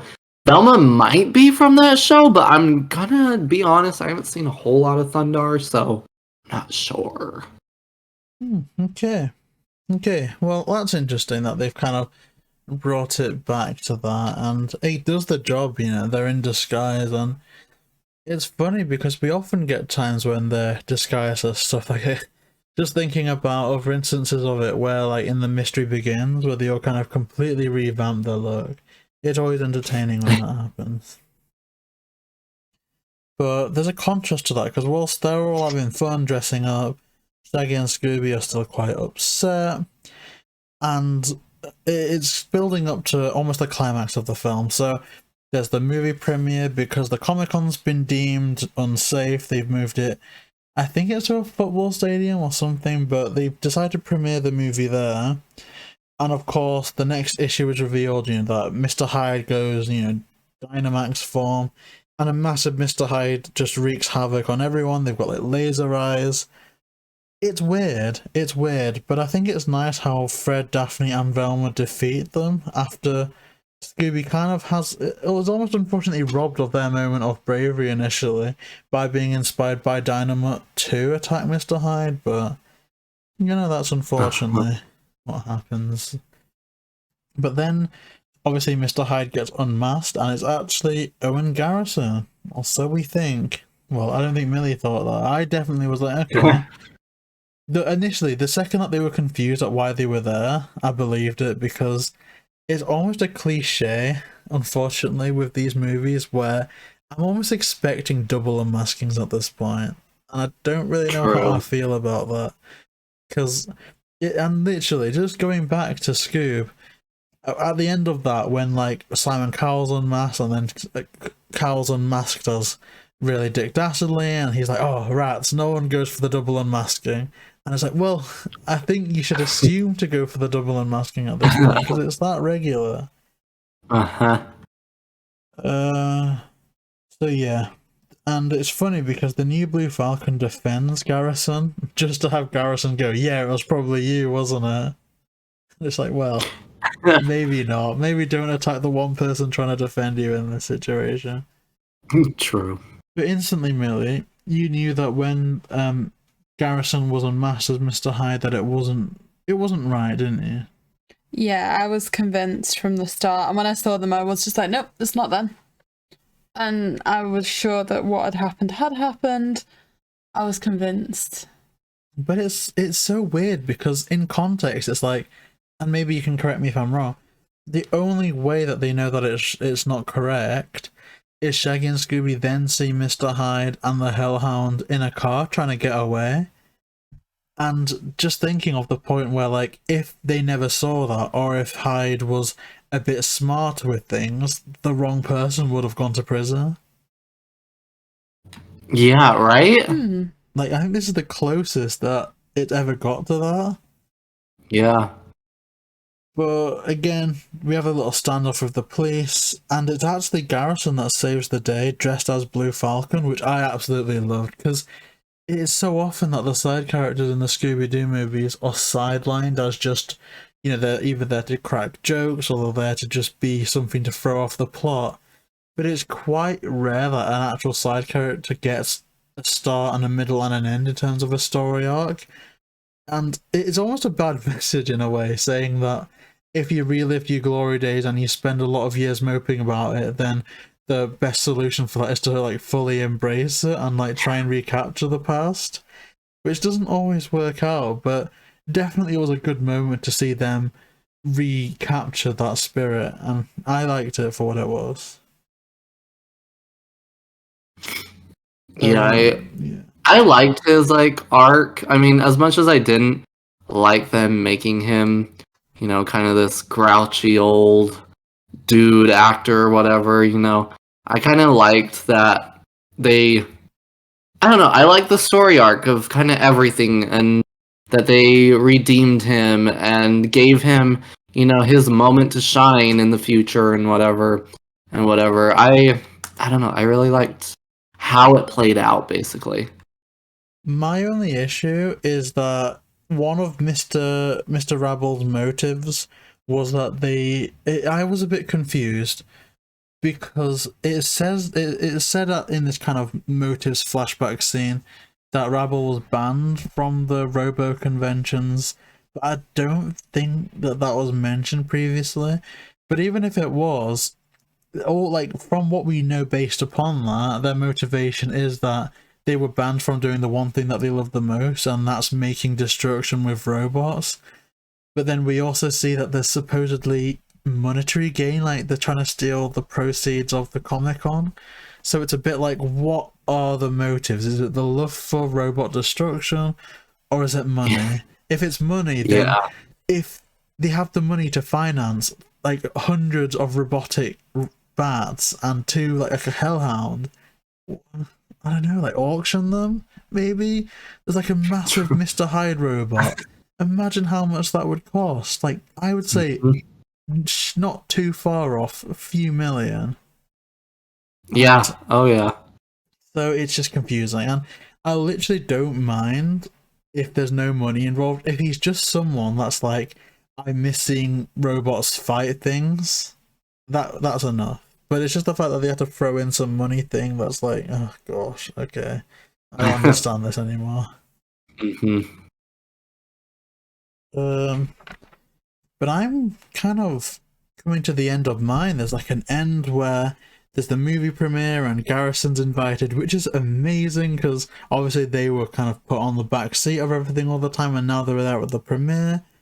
And they've also got a bit of a crossover, which I loved. Yes. I guess the only issue with that being, just from a movie standpoint, if you're a fan of the original, maybe the big crossover is something that you'd save for like the third in the trilogy, like the last in the series, and not the first one. But for what it is, it's just really nice. But yeah, I think that's where my notes end. There's a few side notes in that. I was thinking back to Aloha Scooby-Doo, and that was it Adam West that was in there? Yes. Now, do they bring him back for this one or not? For this movie? Yeah. When did he pass away? I'm not sure, because I was thinking the one thing that really disappointed me was the Scooby franchise. Even these direct-to-DVD movies are always so good with their guests and their kind of voice cast beyond the gang. And I'm just thinking to myself, this is almost a love letter to comics and the genre in general. And I'm like, okay, like, could you not have paid someone like Tobey Maguire or Ben Affleck or even Stan Lee, or I don't know if they're like too bigger names, or someone that was in a big comic book series before, Lou Ferrigno or someone to have a cameo? I don't know. It just felt very much like there wasn't that representation there, whereas before I was just looking at the credits like, oh my gosh, no way was that a guest in this movie. Yeah, so he was not featured in this movie. Kind of a random side note while we're talking about this, though, is this is the first Scooby-Doo movie since Zombie Island to feature Billy West. Billy West did Shaggy in Zombie Island, and here he did James Becker, who was the security guard who wanted them kicked out. Oh, okay, that's cool. I like that. Is there anyone from an animated superhero thing? Not that I'm recognizing, though I'm not the biggest on superhero stuff, so there might be, and I'm just not recognizing. I get that. Oh, well, I guess Diedrich Bader, I don't know how to say his name. He does the voice of cartoon Batman as of late, and he actually does the voice of Batman in an upcoming Scooby-Doo movie, The Brave and the Bold. But he was in here he did Brad Adams and then the more dark Blue Falcon character. Okay. Another thing that disappointed me is that there was no post-credit scene, and obviously I'm looking at this and I'm thinking this is from the era of Scooby that I missed out on, so I'm thinking this is way back before like anything to do with modern stuff, but that isn't really the case anymore. Like, this is 2013, so we're talking a year after the release of the Avengers movie, which was the result of Iron Man, Thor, Captain America, the Incredible Hulk all coming together and being teased to provide post-credit scenes. And so a bit of me is a bit like, I would have loved to have just seen like a spoof post-credit scene based in like the universe of the Blue Falcon movie that they're trying to make in this movie, and maybe like try and tease like, I don't know, like nothing that would ever come to anything, but just the fact that there was no post-credit scene was just disappointing to me, especially a year after the big Avengers movie. Yeah, right. I mean, there will be some here and there, but I mean, unfortunately, they're not going to be anything too major. And I guess my last point is simply, we never really find out who won the costume contest, and that was quite a big part of the start of the film. So I'm a bit like, that was disappointing, but I guess maybe it was cut, or maybe they didn't think it was relevant, but it was still something that left me confused. Yeah, with how big of a point they made it towards the beginning. Yeah. Okay, so does anyone have anything else to add? Not at this point, no. No, I'm happy. Does that mean you're ready to decide smash or pass? I am ready. Okay, JayBee, so Scooby-Doo, Mask of the Blue Falcon, smash or pass?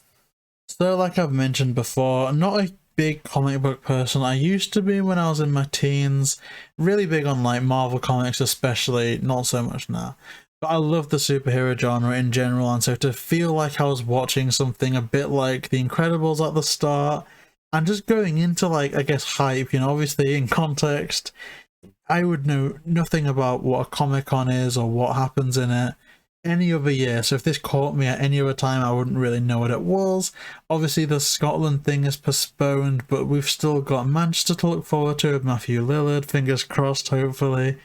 So just being in that mindset, having this movie to kind of gear me up for it, it just hit a sweet spot. And maybe it was the context, but also everyone knows that I'm a big Daphne fan, and to have the most like relatable Daphne ever in this movie, I literally, this is a big fat smash. Like, I don't think it's one of the ones that I'm just saying top 3 of all time, but definitely this to me is ranking really high, and I'm really glad that we've watched it. So I guess, Millie, would you smash or pass Scooby-Doo, Mask of the Blue Falcon? I'm gonna say it's a smash. I'm going to agree with you. It's definitely not the top of my list. There are ones above it. But ultimately, I do like the story, and I think it's done well. And of course, that leaves it down to the opinion that we really want to know. Our expert Smash. So, Smash, would you say smash or pass for Scooby-Doo Mask of the Blue Falcon? All right, so I don't have a huge background story with this movie. This honestly was getting right to the point when I started going into heart failure and so during that time I kind of took a back seat with Scooby-Doo. I mean, I kept up with it, still watched the movies as they came out and whatever, but it wasn't a top priority for me at the time. And so a lot of times, I mean, story for I watched the whole movie, literally didn't pay attention to it, and was I don't like that movie. And then after I got my heart condition, whatever, figured out during that time, afterwards I watched it again and was wait, what? This movie was what? And I was hold up. Anyway, so I don't have too many memories with this movie when it first came out. I do remember watching it again later on and being oh my gosh, this is actually a really fun movie. There was a period after I graduated high school where I took some time to kind of rewatch some Scooby-Doo movies on my laptop.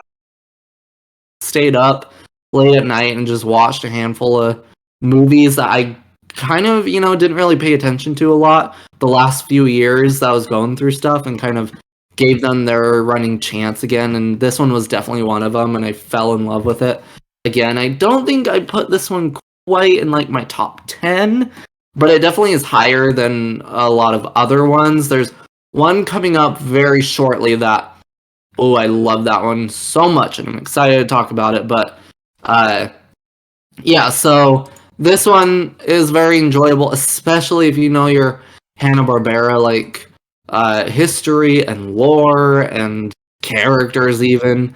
I have to agree though, I don't love Velma in this one either. I'm okay with Velma being sarcastic and whatever, but once it comes off as just mean, I'm okay, girl, I'm over you. But yeah, anyway, I'm going to smash this one. I really enjoy this one. It's one I would recommend. Probably not the top, but I'd still recommend it. That's amazing. I think this is the most similar our opinions have ever been. We've had weeks where we all agreed that the movie's a smash, but to, say it's about this place and these are the reasons and stuff. I feel this is the closest we've been to all having exactly the same opinion. Yeah, pretty much unanimous. And what might not be so unanimous, however, is the next movie, which is Scooby-Doo and the Mystery Map, which, as of recording, Millie and I have not seen. But we know it's the puppet one, so I don't know what to think. You like a lot of puppet movies. Like what? Don't you? I'm thinking that you watch some puppet art style stuff. Yeah, well, I guess Nightmare Before Christmas is kind of I've never seen that really. But it's not the same puppety. This is full-on Punch and Judy type puppetry, right? We're going to find out. We're going to find out. Yeah, that's the bottom line. Just expect a Muppet movie of Scooby-Doo. Oh, okay. So very, very interesting. Now, before we sign off, I guess community news. Smash, do you have anything interesting that's going on in the community? Not a whole lot, unfortunately. I mean, we obviously just recently had the release of the new a little bit ago. So now we're kind of in this transition period. I guess something that is exciting, you might want to tune in for is this starting this October, which they kind of do this every year, but they had a bigger deal this year, so we're wondering if something's about to drop. We're not sure, kind of hoping for that reunion special that was announced a while back, but this October, Cartoon Network, HBO Max, and Boomerang is doing Scoob-tober, where all month long they will be kind of releasing and playing and adding all these different, Scooby episodes and movies and stuff, whether it be on the channel of Cartoon Network and Boomerang, or it be on the streaming service of Boomerang and HBO Max.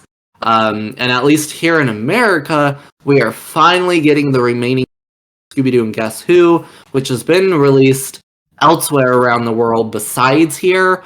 So, coming this next month, we will finally have Scooby-Doo and Guess Who completely aired and finished, which means we can start to look forward to what the next series will be. It might be a few years, but we also can look forward to hopefully a DVD release of Scooby-Doo and Guess Who Season 2 sometime next year. So some good things to look forward to there. I guess on our end, things that I may be quite prominent is the Hex Girl Funkos are on their way. We've seen that some people have received theirs, so we're expecting to do an unboxing of those quite soon. Yeah, And I don't also know what the context is. There's like a small YouTuber by the name of something I've forgotten now. It's a small channel. So, but there is an unboxing video. It's from a YouTuber called Machine Gun. They posted it a day ago. It's got 5 views, so it's not a known video really. But still, it's absolutely incredible. So the very fact that they're unboxing it a day ago means that we could expect to have Hex Girls Funko Pop ship some point soon. So that's something to be excited about. And then I guess on the topic... Oh, sorry, Smash. No, sorry, I was gonna say, was there a pre-order or something I missed? I'm like, wait, where do I get that? Oh, I think we messaged you about it as it was happening. You know, it was ages and ages ago. I would say it was... March. I knew they like dropped or whatever, kind of like a weird drop a while ago, but then they were like, we're gonna do stock. So I don't know, I was kind of waiting for that restock because I wasn't prepared for earlier, but I'll keep my eye out. I think they said that they were doing it in August, but I never heard anything about it. It's weird because they marketed it as, at the time at least, as part of the Funkoween release. And there's just been a load of Funkoween drops online today, which has, well, and maybe like the UK gets things late, sometimes they get it early, or they rely on like importing websites. But we've just had a massive email advertising Vincent Price Funko Pop, Elvira Funko Pop, Brightburn, stuff like that. But the Hex Girls were nowhere to be seen in that Funkoween thing, so I don't know. Okay, I'll just keep my eye out. I was just curious. And I guess speaking about Funko Pops, they've also been an announcement. It was a while ago, but obviously we missed an episode. But there's a new Scooby-Doo Funko Pop. It's a box lunch exclusive, and it has a Rut-Row sign in its mouth. I don't know when those orders are expecting, but I've not seen any pre-orders for them yet. At least not in the UK. And I guess also on Scooby, like in Scooby news, and it's also kind of on topic with Mask of the Blue Falcon because it's kind of Comic-Con-y. We're like 2 weeks away from our first Comic-Con where we get to meet Matthew Lillard. I mean, that's so exciting. It's going to be absolute hype. I'm a bit nervous though. Okay, yeah, it's quite funny because JayBee was just researching the Comic-Con a few days ago, and it's specifically for horror.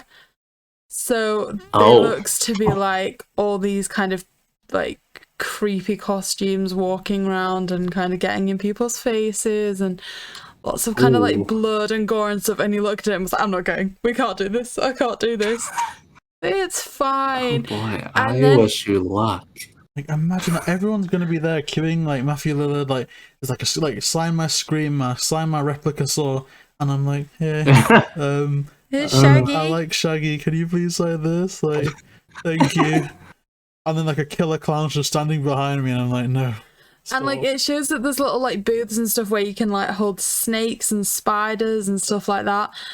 And at that point, like he was like, "Yay, I get to hold a snake," and I was like, "Oh no, not snakes." But he's scared of spiders, so I got my like revenge there.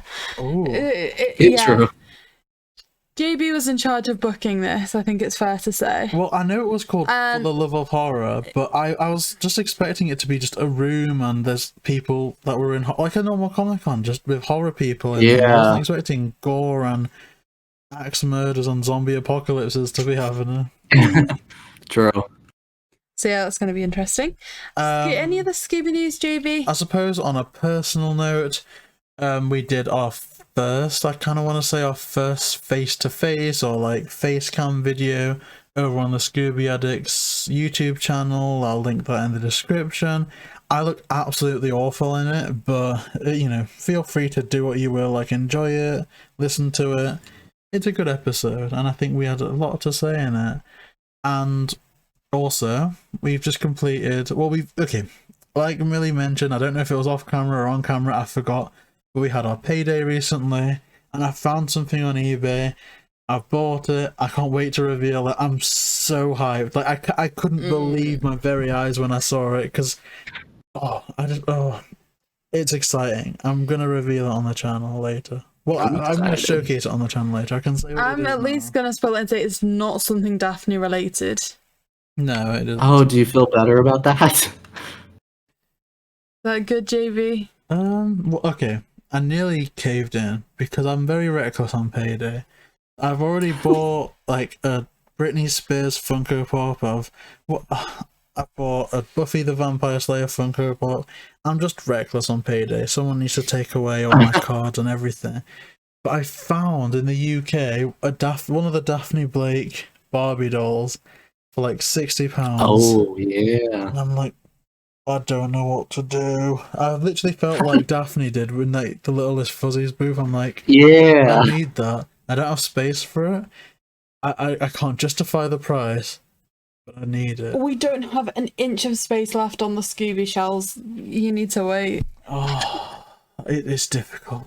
It's difficult. It's such a sad life for you, isn't it, JayBee? I know, right? Like, imagine that there's people like on the streets, there's people suffering, and I'm just there like, yeah, it is like a yeah, they don't have to worry about ordering Daphne stuff, do they, JayBee? Whereas you're like having such a problem. No, I acknowledge it. It's a very, very privileged, sheltered struggle to have, but it's a struggle for me nonetheless, and that's what I'll say about that. Okay, I think that's it for this week. Like, I feel like that's it for Scooby News and for Mask of the Blue Falcon. We hope you've enjoyed, and remember to check out Smash or Pass next week for our mystery map episode. That's going to be interesting. So with that, please make sure to subscribe to both channels, JayBee and Milly, and of course Smash. Links again in the description, and we'll see you next week. Hey.